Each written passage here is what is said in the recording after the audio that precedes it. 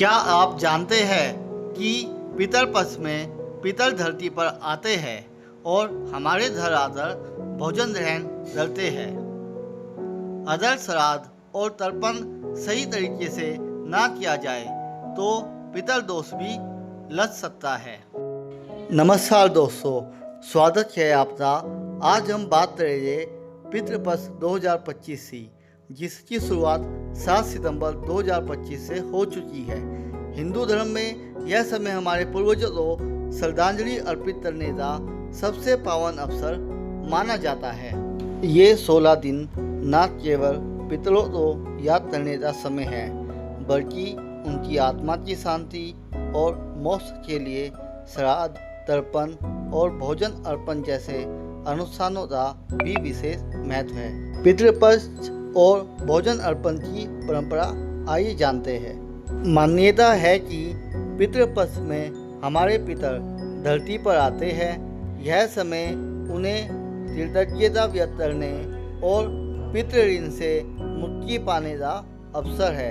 श्राद्ध और भोजन अर्पण इस परंपरा का सबसे बड़ा हिस्सा है। खासकर तोय तो यमराज का प्रतीक माना जाता है। जरूर पुराण में कहा गया है कि तोय द्वारा भोजन ग्रहण करने से पितरों की आत्मा तृप्त होती है। आइए जानते हैं भोजन अर्पण की विधि। भोजन अर्पण से पहले सुबह जल्दी उठकर स्नान करना और स्वच्छ वस्त्र धारण करना आवश्यक है। घर तो भी साफ सुथरा रखा जाता है। भोजन सात्विक होना चाहिए। खीर, पूरी, हलवा, दाल, चावल, मौसमी सब्जियां। इसमें गंगा जल, दूध, तिल और शहद का होना अनिवार्य है। भोजन तो 5 हिस्सों में बांटा जाता है।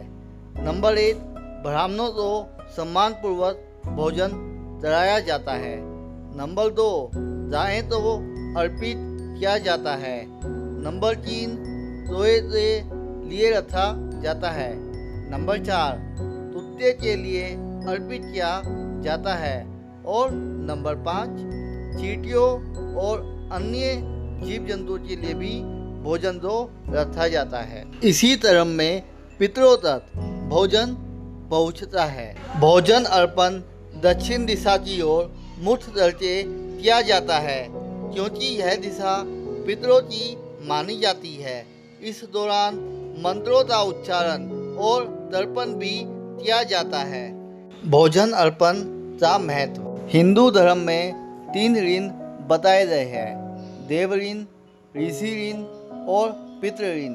इनमें पितृ ऋण सबसे महत्वपूर्ण माना गया है। श्रद्धा और नियम पूर्वक भोजन अर्पण करने से पितर प्रसन्न होते हैं और परिवार को सुख, शांति और समृद्धि का आशीर्वाद देते हैं। लेकिन यदि श्राद्ध ना किया जाए तो पितर दोष उत्पन्न हो सकता है, जिससे परिवार में आर्थिक, स्वास्थ्य और मानसिक समस्याएं आ सकती है।